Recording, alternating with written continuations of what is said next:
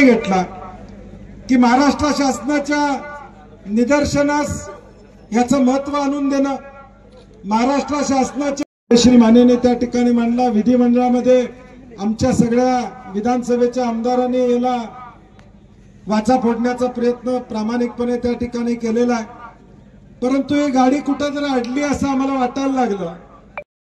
उचललेली पावलं असतील आणि कृष्णा लवादानं 2013 साली उंची वाढवायसाठी दिलेला निर्णय असेल, याच्या अनुषंगाने अनेक चर्चा झाल्या। मोठं असलं पाहिजे आणि सगळी यात सामील झाली पाहिजे, ज्यांना ज्यांना होते आणि बाकीचं सहानुभूतीमधून आपल्याकडे आले। औचित्याचा मुद्दा सादर करत असताना पहिला माझ्या आयुष्यातला जो विधान भवनामध्ये अधिवेशनामध्ये जो मांडलेला विषय आहे, सेकंदाचा न विचार करता येणार म्हणून मी त्यांना निरोप दिला, कळवलं। आलमट्टी या ठिकाणी आपण खऱ्या अर्थाने चक्काजाम करतो, सर्वांनी रस्त्यावर बसून घ्या। 19 फुटावर आपलं इतकं नुकसान होतंय आणि 524 फूट झालं किती नुकसान होईल हे फक्त तुम्ही कल्पनेनं आणा।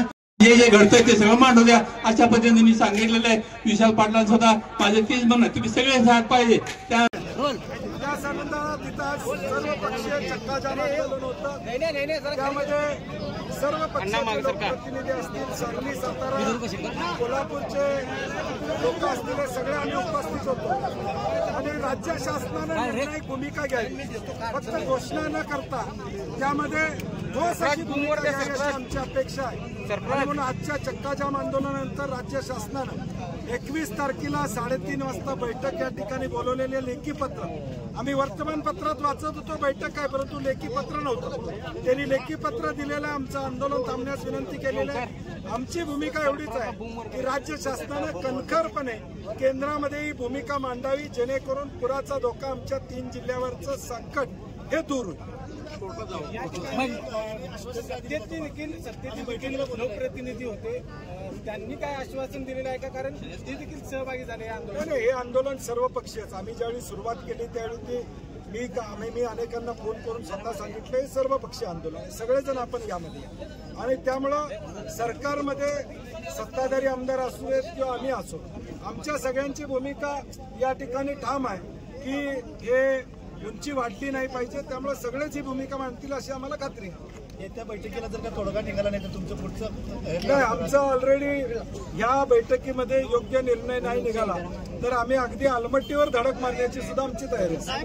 वडनेरे कमिटी बदलण्याबाबत तुम्ही सांगितलं नाही, वडनेरे कमिटीच्या अहवालामध्ये काही जे निकष आलेले आहेत किंवा काही गोष्टी आलेल्या आहेत त्या काही योग्य असतील, परंतु आलमट्टी बाबतीत त्यांचं जे काय या ठिकाणी अभ्यास आहे, मी त्यांच्या अभ्यासावर बोलणार नाही, ते सिनियर अधिकारी राहिलेले आहेत, परंतु आमचं दुमत आहे त्या आलमट्टीच्या विषयावर त्यांनी जे म्हटलेलं आहे की पुराचा फटका बसणार नाही, त्याच्यावर आमच्या सगळ्यांचं दुमत आहे। त्यामुळे त्या कमिटीचा अहवाल कुठंतरी कर्नाटक सरकार उद्याच्या भविष्यकाळात देईल, त्यामुळे तो वडनेरे कमिटी रद्द ही भूमिका शासनाने घ्या।